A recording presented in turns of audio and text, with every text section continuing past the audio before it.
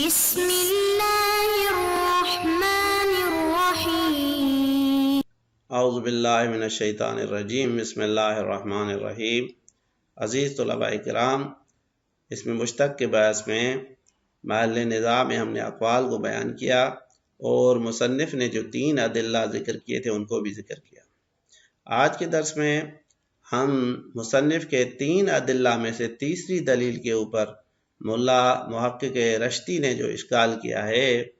معروم رشتی نے، اس کو ذکر کرتے ہیں اور اس کے ساتھ ساتھ 2 دیگر اشکالات بھی ہیں، ان کا بھی جواب دینے کی کوشش کریں گے۔ اس دلیل کے ذریعے سے ہم نے یہ چیز ثابت کرنے کی کوشش کی تھی کہ صفات کے درمیان میں، مبادی صفات کے درمیان میں کیونکہ تضاد ہے، لہذا اس کے سبب سے صفات کے درمیان میں بھی تضاد آ جاتا ہے، اور اگر قول بالعام کے قائل ہوں تو اس صورت میں یہ دونوں صورتوں میں جو ہے قیام اور قعود جو ہے، یہ دونوں صورتوں میں لازم آئے گا کہ 2 ضد جو ہیں وہ ایک جگہ پہ جمع ہو جائیں، کیا کہتے ہیں، قول اگر اس کے قائل ہو جائیں، جبکہ تضاد بتاتا ہے کہ یہ قابل جمع نہیں ہیں۔ اب اس اشکال کے اوپر مولا محقق رشتی اس نظریے اور اس دلیل کے اوپر اعتراض کرتے ہیں کہ بھئی یہاں اس آپ کے دلیل سے دور لازم آتا ہے، لہذا یہ کافی نہیں ہے اور اس دلیل کو آپ چھوڑ دیں۔ اگر ہم ملا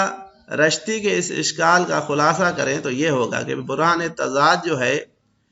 یہ آپ کے لیے دلیل نہیں بن سکتا ان لوگوں کے لیے جو کہتے ہیں کہ اس میں مشتق جو ہے وہ فقط متلبس بالفعل یا بالحال میں جو ہے حقیقت ہے،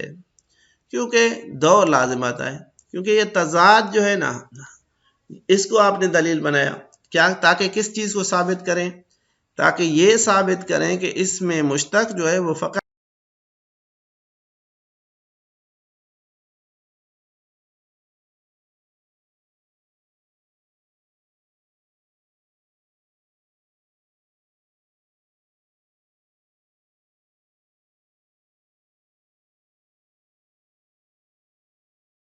مبدأ بالحال کے لیے حقیقت ہے اور فیما انقضا عنہ کو شامل نہیں ہوتا، کیونکہ اگر یہ فیما انقضا عنہ کو بھی شامل ہو تو اس صورت میں تو تضاد سامنے نہیں آتا۔ ہم نے کہا تھا کہ تخالف لازم آتا ہے، تضاد جو ہے نا وہ ثابت نہیں ہوتا۔ پس ایک طرف سے آپ علم بالوضع کو ثابت کرنا چاہتے ہیں تضاد سے، تضاد ثابت ہوگا تب جب پہلے ہمیں معلوم ہو کہ اس میں مشتق کس چیز کے لیے وضع ہو، تو یہ دور ہے اور یہ دور جو ہے یہ صحیح نہیں ہے۔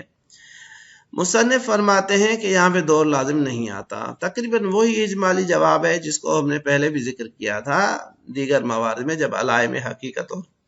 مجاز کی طرف اشارہ کر رہے تھے کہ بھائی علم بتضاد جو ہے وہ علم بے وضع اس میں مشتق تو موقوف ہے علم بتضاد صفات کے اوپر، لیکن علم بتضاد جو ہے یہ اس میں مشتق کی معنی جاننے پر موقوف نہیں ہے بلکہ علم ارتکازی پر موقوف ہے، لہذا دور لازم نہیں آتا۔ لہذا 2 اشکال یہاں پہ دیگر بھی ہیں، ان کو بھی ہم پڑھیں گے، لیکن پہلے محقق رشتی کے اس اشکال اور جواب کو دیکھ لیتے ہیں۔ فرماتے ہیں وَلَا يَرِدُ عَلَى هَذَا التَّقْرِيرِ، یہ جو ہم نے بتایا کہ تضاد کے ذریعے سے ہم قول بے خصوص یا جو بالقول بالعام کے مخالف قول ہے اس کو ثابت کرنا چاہتے ہیں، اس کے اوپر وارد نہیں ہوتا ما اوردہ بعض الاجلہ من المعاصرین، کہ علماء معاصر میں سے بعض بزرگان نے جو یہ اشکال کیا ہے، ہماری نظر میں یہ اشکال جو ہے وہ نافذ نہیں ہے۔ من عدم تضاد علی القول بعدم الاشتراط، کہ بھائی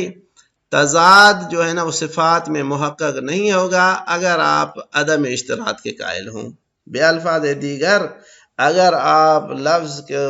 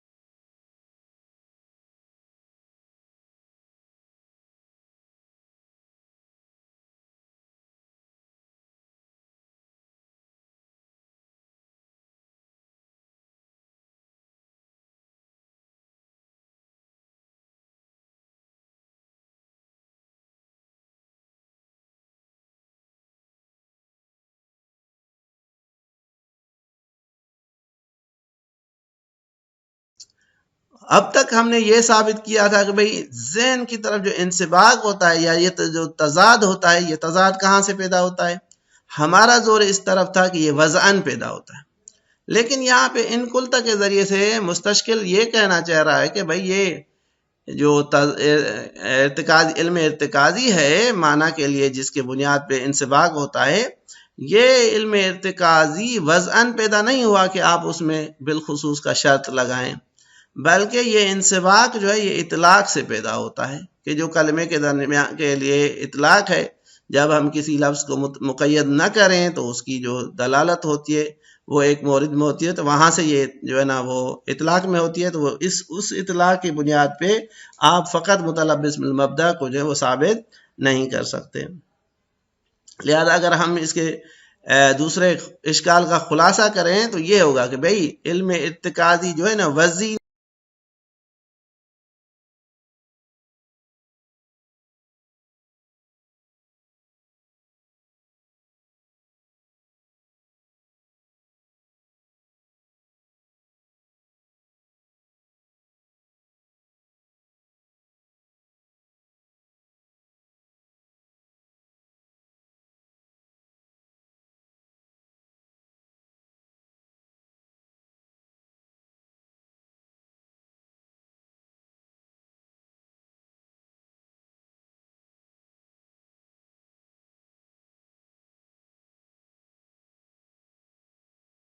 کو ہم کہتے ہیں کہ بھئی یہ جو اشکال ہے یہ مبادی والا جو ارتکاز ہے